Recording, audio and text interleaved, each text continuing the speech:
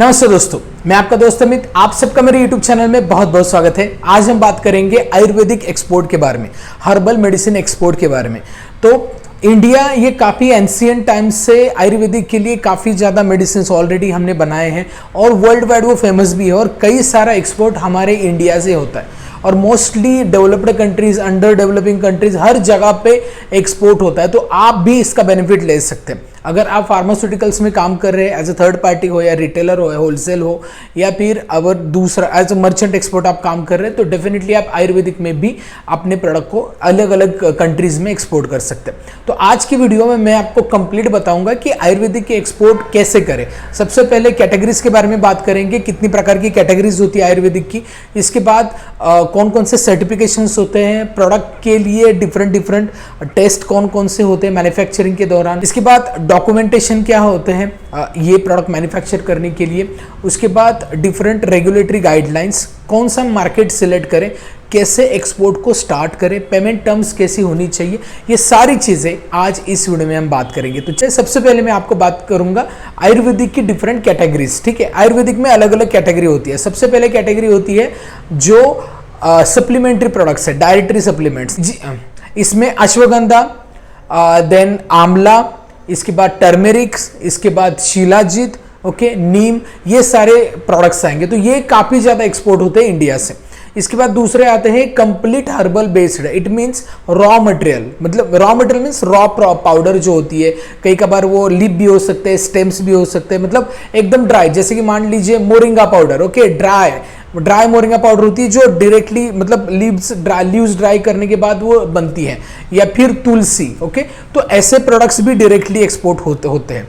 इसके बाद नेक्स्ट एक कैटेगरी है जो कॉस्मेटिक्स में आते हैं, जिसमें सोप आएगा, फेस वॉश आएगा, स्किन केयर प्रोडक्ट्स आएंगे। इसके बाद पर्सनलाइज केयर के प्रोडक्ट्स भी आते हैं और फिर आते हैं फूड प्रोडक्ट्स जिसमें आएगा हनी, ओके, एंड च्यवनप्राश। तो इतने प्रकार के आयुर्वेदिक के डिफरेंट कैटेगरीज हैं।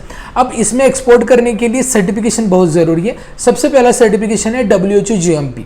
ठीक है, तो अगर मान लीजिए आप मैन्युफैक्चरर हैं तो WHO GMP सर्टिफिकेशन चाहिए, और अगर आप मर्चेंट एक्सपोर्टर हैं तो आपके जो भी मैन्युफैक्चर है वो WHO GMP अप्रूव्ड होने चाहिए। इसके बाद आता है COA, सर्टिफिकेशन ऑफ एनालिसिस, जो हर बैच के बारे में पूरी इंफॉर्मेशन होती है वहाँ पे, content, ingredient, API, everything, okay. इसके बाद नेक्स्ट है सर्टिफिकेशन ऑफ ओरिजिन, ओके, जो इंडिया में प्रोडक्ट बना है इसका एक सर्टिफिकेशन होता है। इसके बाद आता है फ्री सेल सर्टिफिकेट। तो ये सर्टिफिकेशन जरूरी है। इसके बाद हम बात करते हैं प्रोडक्ट के लिए लगने वाले डॉक्यूमेंटेशन, मतलब हमारे जो एक्सपोर्ट करने वाले जो प्रोडक्ट है उसके कौन कौन से डॉक्यूमेंट हमें लगेंगे। सबसे पहला लगेगा डोजियर। डोजियर का मतलब होता है कि यहाँ पे कंटेंट क्या है और कैसे प्रोसेसिंग करके दवाई बनाई गई है, इसके स्टोरेज कंडीशंस, ये सारी एकदम मतलब आप बोल सकते हैं end to end information dossier में होती है। ठीक है, तो आप क्या करें ना कि जिस कंट्री में टारगेट करना है उस कंट्री के प्रोडक्ट आप टारगेट पहले करें और उनका डोजियर आप खुद बना के लीजिए। डोजियर कहाँ पे बनता है तो इसके लिए रेगुलेटरी पर्सन्स होते हैं, इसको आपको हायर करके डोजियर बनाना है। ये मैन्युफैक्चर के लिए मैं बता रहा हूँ, लेकिन जब मर्चेंट एक्सपोर्टर की बात आती है तो उनको डोजियर बाय करना होता है मैन्युफैक्चरर से। ठीक है, तो वो उसका अलग कॉस्टिंग होता है, but dossier is very important documentation. इसके बाद नेक्स्ट है सेफ्टी डेटा, जिसमें टॉक्सिकोलॉजिकल टेस्ट होते हैं और डिफरेंट टेस्ट होते हैं। आगे हम टेस्ट देखेंगे, उसमें ये सारी चीजें कवर्ड है। इसके बाद आती है लेबलिंग। हर कंट्री की अलग अलग स्पेसिफिक लेबलिंग रिक्वायरमेंट होती है, जैसे कंटेंट होता है, इसके बाद इसका प्राइसिंग होता है, इसके बाद इसकी वार्निंग्स होती है, कॉन्ट्रा इंडिकेशंस होते हैं, डोज होता है, एवरीथिंग, सेफ्टी डेटा, हर चीज़ यहाँ पे मेंशन की जाती है लेबलिंग में। तो as per the country requirement आपको वो लेबलिंग के बारे में पहले बात देखना है रिक्वायरमेंट, और उसके अनुसार वो प्रिपेयर करना होता है। अब इसके बाद मैं आपको बताता हूँ डिफरेंट टेस्ट जो आपको आयुर्वेदिक प्रोडक्ट मैन्युफैक्चर करते समय आपको ये टेस्ट करने ही है और एक्सपोर्ट के लिए भी बहुत ज़रूरी है। इसमें सबसे पहले आगे कंटेमिनेशन टेस्ट आते हैं, जिसमें हेवी मेटल आता है। हेवी मेटल में देखिए लीड, आर्सेनिक, कैडमियम की इम्प्योरिटी चेक की जाती है। इसके बाद माइक्रोबियल कंटेमिनेशन की टेस्ट आती है। इसके बाद अफ्लैटॉक्सिन एंड माइलोटॉक्सिन टेस्ट आती है। इसके बाद पेस्टिसाइड रेसिड्यू, इसके बाद अडल्ट्रेशन मीन्स सिंथेटिक ड्रग कितना है ये चेक किया जाता है। इसके बाद रेसिडुअल सॉल्वेंट, ये टेस्ट कंटामिनेशन में आएगी। इसके बाद आइडेंटिफिकेशन एंड ऑथेंटिकेशन की टेस्ट आती है, जिसमें मैक्रोस्कोपिक एंड माइक्रोस्कोपिक इवैल्यूएशन, ये पहली टेस्ट है। दूसरा है डीएनए बारकोडिंग। अब ये एक्चुअली प्लांट, उसी प्लांट से बनाया गया प्रोडक्ट है कि नहीं, ये चेक किए जाते हैं, मतलब ये वैलिडेशन टेस्ट है, बहुत इंपॉर्टेंट है। इसके बाद क्रोमेटोग्राफिक फिंगरप्रिंटिंग, ठीक है, ये भी वैलिडेशन के लिए यूज़ किया जाता है। इसके बाद स्टैंडर्डाइजेशन एंड एफिकेसी टेस्ट जो होता है, उसमें फाइटोकेमिकल टेस्ट होता है, फिजिकोकेमिकल टेस्ट होता है, जिसमें पीएच, ऐश वैल्यूज और बाकी डिफरेंट केमिकल फैक्टर्स एक्चुअली ये मॉनिटर किए जाते हैं। इसके बाद नेक्स्ट है स्टेबिलिटी टेस्टिंग, जिसमें एक्सेलरेटेड स्टेबिलिटी टेस्टिंग होता है, जो 6 मंथ का डेटा यहाँ पे दिया जाता है। और लॉन्ग टर्म टेस्ट होता है, जो मोर देन 6 मंथ, मतलब ये लॉन्गर डेटा, ये स्टेबिलिटी का देना आपको पड़ता है। इसके बाद होता है प्रोडक्ट स्पेसिफिक टेस्ट, ये कंट्री टू कंट्री डिफर होता है। इसके बाद आपके जो कंपनी है वहाँ पे आयुष में रजिस्टर करनी होती है, आयुष के गाइडलाइन के अनुसार आपको प्रोडक्ट मैन्युफैक्चर करना होता है। साथ में एफएसएसएआई भी आपको उसकी गाइडलाइंस भी फॉलो करनी होती है। इस फार्माकोपिया कमीशन इंडियन मेडिसिन, मतलब PCIM, ओके, ये भी डेटाबेस, मतलब ये भी एक्चुअल गाइडलाइंस है, ये भी फॉलो करनी होती है। तो ये पूरी इंफॉर्मेशन थी प्रोडक्ट बनाने के लिए, एक्सपोर्ट के लिए। अब हम बात करते हैं रेगुलेटरी के लिए, क्योंकि प्रोडक्ट रजिस्ट्रेशन जरूरी है। बहुत सारी कंट्री में प्रोडक्ट रजिस्ट्रेशन आपको करना ही होता है। और इसका ये क्यों करना होता है, क्योंकि उनके एनवायरमेंटल कंडीशन के अनुसार वो प्रोडक्ट बनाया गया है।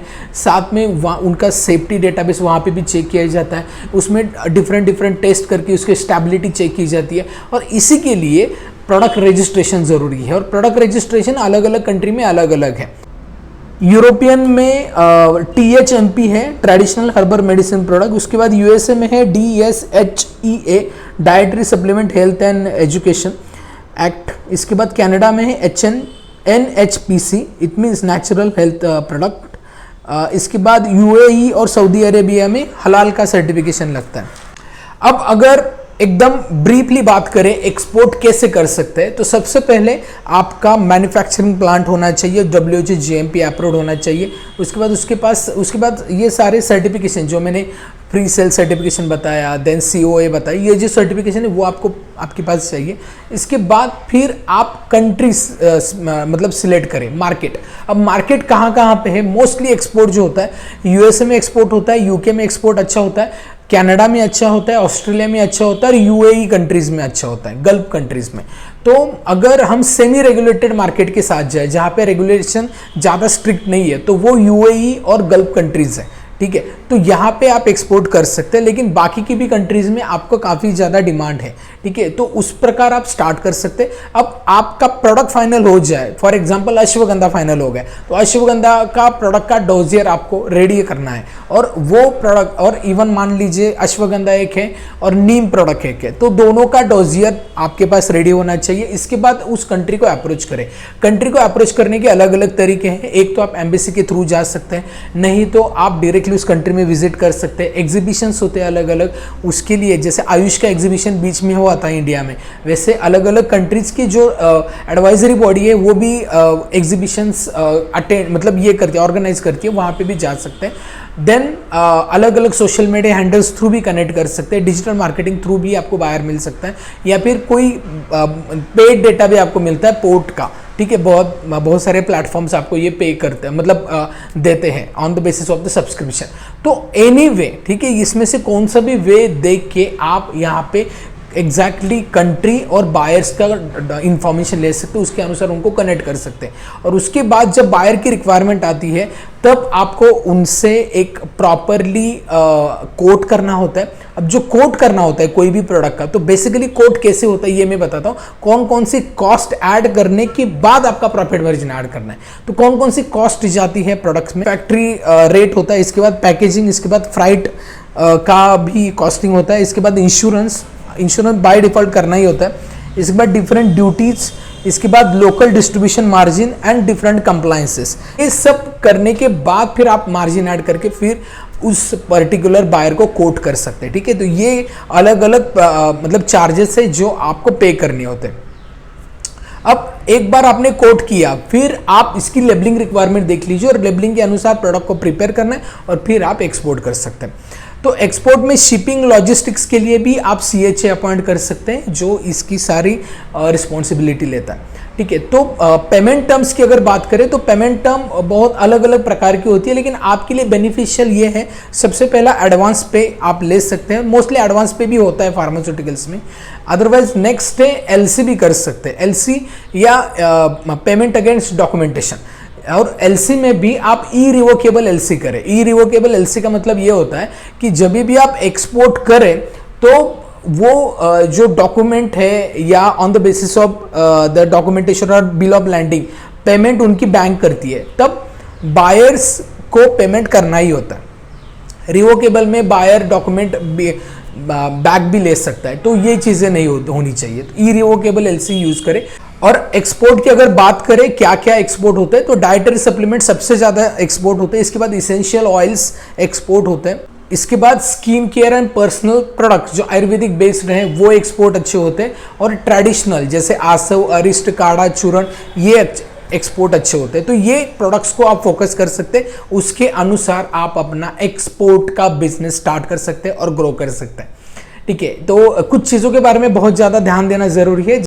हेवी मेटल टेस्टिंग है, DNA बारकोडिंग है, ये जरूरी है, मतलब और सारे टेस्ट बहुत इंपॉर्टेंट है। इसके बाद आपके पास क्लिनिकल एविडेंस भी होना चाहिए, ठीक है, ये पर्टिकुलर प्रोडक्ट का। और जब भी आप कोई आयुर्वेदिक एक्सपोर्ट करते हैं तो जब तक प्रोडक्ट वहां पे रजिस्टर नहीं होता तब तक आप क्लेम नहीं कर सकते कि ये दवाई इस पर्टिकुलर डिसीज में काम में आती है, क्योंकि कई बार एनवायरमेंटल कंडीशन अलग है, तो इसके लिए वो रजिस्टर होने के बाद आप वहां पे प्रॉपरली सेल कर सकते हैं। ठीक है, तो ये सारी चीजें हैं एक्सपोर्ट के लिए। सो आयुर्वेदिक एक्सपोर्ट आपको करना है तो ये सारे स्टेप्स फॉलो करें, और डेफिनेटली मैं रेकमेंड करूंगा हमारा सर्टिफिकेशन कोर्स ज्वाइन कर सकते हैं ऑन द फार्मास्यूटिकल एक्सपोर्ट, जो कंप्लीट बेस्ड इंफॉर्मेशन देता है related to the pharmaceutical export. ठीक है, और जानकारी जानने के लिए इस नंबर पे कॉल कर सकते हैं या फिर हमारे वेबसाइट को विजिट कर सकते हैं। I wish you all the best.